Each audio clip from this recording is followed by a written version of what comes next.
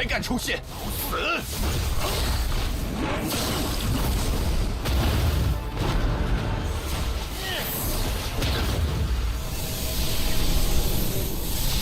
开！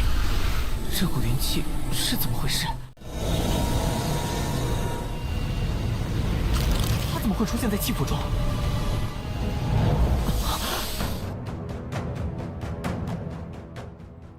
Kembali lagi bersama Bang Jago. Seperti biasa Mimin selalu mendoakan kalian semoga selalu dalam keadaan sehat dan dalam kondisi terbaik.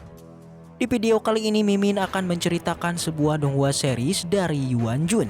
Dan bagi kalian yang mungkin baru gabung ya, Mimin saranin untuk nonton bagian sebelumnya dulu, linknya ada di deskripsi. Tak berlama-lama langsung aja kita masuk ke isi ceritanya.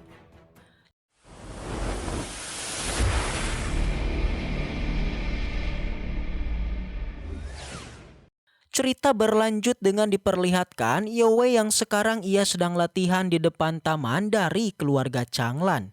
Namun di saat itu tiba-tiba aja Yuan datang untuk mengganggu Yowie dengan menyerang Yowie secara diam-diam. Namun Yowie pun mencoba untuk menahan serangan dari Yuan dan setelah itu pun terjadilah pertarungan sampai pada akhirnya mereka menghentikan pertarungannya. Di sini, Yuan telah melihat perkembangan dari Yowie yang telah mempelajari teknik pemberiannya dulu. Tetapi Yuan merasa ketinggalan karena dirinya masih belum bisa mencoba untuk melatih harta tulang kuno naganya. Kemudian pun perjalanan Yuan bersama dengan rombongannya untuk pergi ke wilayah Jurang Hitam telah dimulai. Diketahui Yuan juga mendapatkan pasukan bantuan dari keluarga Wei untuk meningkatkan keamanan dari perjalanannya. Xin kemudian berpindah ke tempat dari Qi Hao yang sekarang telah berada di kota bawah. Kedatangan Qi Hao di sini adalah untuk mengajak kepada sang tuan beracun untuk bekerja sama.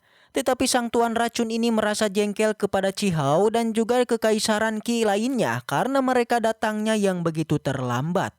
Dan di sini sebagai pelampiasannya ia pun menggunakan tubuh dari Panatua Qi sebagai jaminan untuk membuat perjanjian yang menarik di antara mereka berdua. Qi Hao pun langsung mengatakan tujuannya kepada sang tuan beracun ini, bahwasannya dirinya berniat untuk bekerja sama dengan kota Heidu, yaitu kota yang dipimpin oleh sang tuan racun, yakni untuk mengalahkan kekaisaran Zhou dan kekaisaran Changlan. Jika mereka bisa mengalahkan kekaisaran Zhou dan juga Changlan, maka hadiahnya akan dibagi menjadi dua, yaitu kota Heidu akan mendapatkan kabupaten Changlan, sedangkan kekaisaran Qi akan mendapatkan kekaisaran Zhou. Sang tuan racun pun bertanya bagaimana Qi Hao begitu yakin akan bisa mengalahkan kekaisaran Zhou. Qi Hao pun mengatakan bahwasannya mereka memiliki backingan dari dinasti Wu. Mendengar hal itu pun seketika membuat tuan racun semakin tertarik karena di sini ia juga percaya dengan kekuatan dari dinasti Wu. Tetapi di sini juga sang tuan racun ini mendapatkan hasil yang lebih melimpah dengan di sini ia diperbolehkan untuk mendapatkan hadiah perang yaitu menguasai 3.000 kota. Jika Qi Hao tidak bisa memenuhi permintaan ini, maka dirinya tidak akan mau bekerja sama dengan keluarga Qi. Qi Hao pun menerima permintaan itu, tetapi di sini Qi Hao meminta bantuan kepada tuan racun jika dia bisa mendapatkan harta tersebut yang berada di tangan Yuan. Maka kemungkinan bagi tuan beracun untuk bisa mendapatkan 3.000 kabupaten itu akan bisa dipenuhi. Tuan beracun yang mendengar itu menerima permintaan itu dengan sangat santuy. Karena baginya itu merupakan masalah yang sangat gampang. Sedangkan di perjalanan dari Yuan bersama rombongannya, mereka sekarang pun telah sampai di kota bernama Kota Cimo sebelum mereka menuju ke wilayah dari Jurang Hitam. Dan sebelum mereka pergi ke wilayah dari itu, di sini mereka pertama-tama akan mencari bekal terlebih dahulu, yaitu berupa persenjataan dan juga ramuan penyembuhan untuk persiapan nanti. Mereka pun memasuki pasar yang berada di kota Cimo yang di sana telah banyak disediakan persenjataan lengkap dan di saat mereka berbelanja di pasar tersebut, di sana Yao Yao melihat adanya sebuah kartu hitam yang tampak begitu menarik. Yao Yao pun mengambil kartu giok hitam tersebut dan dia mengatakan walaupun kartu giok ini rusak tetapi dia merasakan adanya tanda keistimewaan di dalam giok ini. Yuan pun menerima permintaan Yao Yao dan Yuan pun berniat untuk membelikan kartu hitam itu kepada Yao Yao, dan di sana sang penjual memberitahu harganya berupa sampai 2.000 yuan. Tetapi di saat itu tiba-tiba aja Cihao datang ke tempat dari pasar ini juga dan berniat ingin membeli batu itu dari tangannya Yuan dengan menawar harganya sampai 3.000. 齐浩，你还敢出现？ Terlihat Panatua Wei Changlan yang melihat kedatangan dari Cihao pun sangat marah kepada dia. Yang tidak tahu malu datang ke tempat ini setelah mencoba untuk menipu dirinya yang hampir mengakibatkan putranya meninggal. Tetapi Cihao tidak memperdulikan keberadaan dari Wei Changlan. Dirinya justru ingin membeli kembali kartu hitam tersebut, tetapi Yuan tidak mau menyerahkannya. Dan di sini Yuan pun juga meningkatkan harga dari batu tersebut menjadi 6.000. Tetapi Cihao tetap menaikkannya menjadi 10.000 dan pada akhirnya Yuan pun membelinya dengan harga 20.000. 15000、2万，这东西就让给你们。 Yuan bertanya kepada Yao Yao apakah harta ini begitu sangat berharga sampai sepadan dengan harga 20.000. Tetapi di saat itu tiba-tiba aja adanya sang tuan beracun yang hal ini pun membuat Wei Changlan marah kepada sang tuan racun karena si orang inilah yang telah meracuni putranya.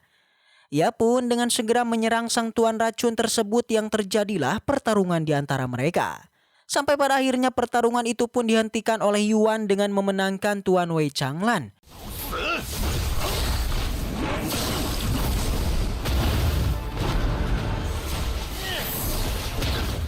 Di sana juga sang tuan beracun telah mengetahui bahwasannya Yuanlah yang merupakan orang yang telah menghilangkan racun miliknya dari tubuh Tuan Muda Wei Changlan. Yuan menjawab bahwasannya racun dari sang tuan racun merupakan racun yang mudah bagi dirinya untuk melepaskan itu. Mendengar hal itu pun membuat tuan racun marah kepada kesombongannya Yuan. 那就希望你不要落在我手中，到时候我倒要瞧瞧，究竟是谁斩了谁。现在 Dan 最大的 setelah 麻 itu pun 烦 Yuan 就是 bersama 黑洞 dengan 王。 rombongannya mereka mulai membicarakan tentang keberadaan dari tuan racun yang ternyata bekerja sama dengan Cihao.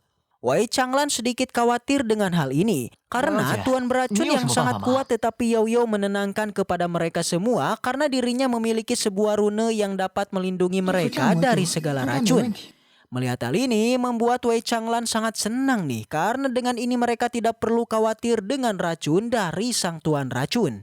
Kemudian pun pada malam harinya di sana terlihat Yuan yang sedang berlatih karena di sini Yuan ingin bersiap menghadapi hari besok walaupun dirinya mendapatkan bantuan dari Wei Changlan. Tetapi Yuan tetap berpikir bahwasannya ia tidak bisa bergantung lagi dengan kemampuan orang lain.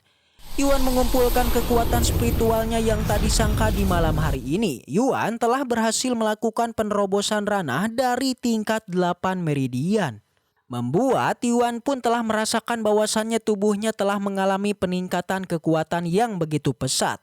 Di sana Yuan melihat ternyata kekuatan Qi-nya tiba-tiba aja berubah menjadi warna emas, yang dimana warna emas sendiri merupakan tingkatan paling tertinggi dalam kekuatan Qi.